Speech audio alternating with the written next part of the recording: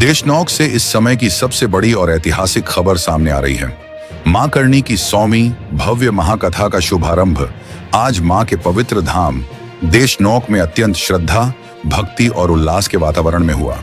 इस विशेष अवसर को लेकर देशनौक सहित पूरे मारवाड़ अंचल में भक्ति का माहौल बना हुआ है और श्रद्धालुओं में जबरदस्त उत्साह देखने को मिल रहा है।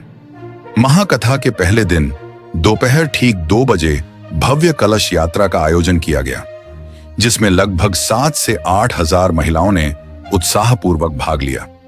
पारंपरिक परिधान, सिर पर कलश और मां करणी के जयकारों के साथ निकली यह विशाल यात्रा देशनौक की प्रमुख गलियों से होती हुई कथा स्थल तक पहुंची। कलश यात्रा के दौरान श्रद्धालुओं ने पुष्प वर्षा की और पूरा क्षेत्र जय मां करणी सा के नारों से गूंज उठा, जिससे वातावरण पूर्ण रूप से भक्तिमय हो गया। पहले ही दिन कथा स्थल पर भारी संख्या में श्रद्धालु पहुंचे, जिससे यह स्पष्ट हो गया कि आने वाले दिनों में भीड़ और अधिक बढ़ने वाली है।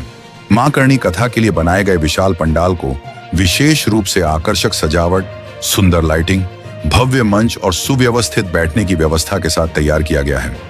पंडाल की भव्यता और व्यवस्थाओं की श्रद्धालुओं ने खूब सराहना की।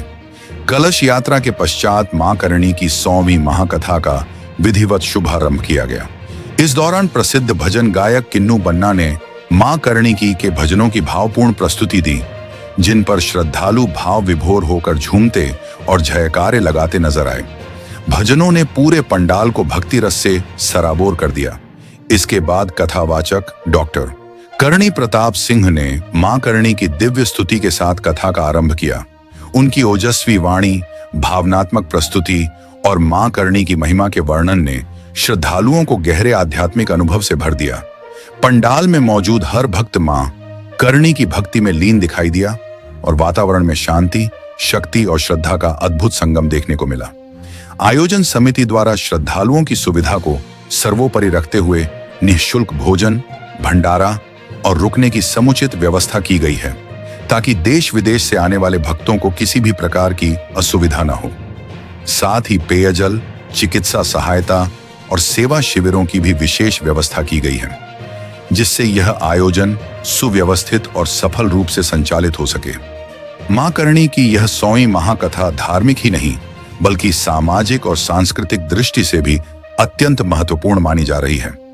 पहले ही दिन उमड़ी भारी भीड़ और भक्तों की गहरी आस्था यह संकेत दे रही है कि आने वाले दिनों में देशनौक भक्ति, श्रद्धा और सेवा का एक विशाल केंद्र बनने जा रहा है। श्री करणी न्यूज से मैं हूं रुद्र प्रताप सिंह। मां करणी की 100वीं भव्य महाकथा से जुड़ी हर छोटी बड़ी अपडेट के लिए हमारे साथ बने रहिए। जय मां करणी सा।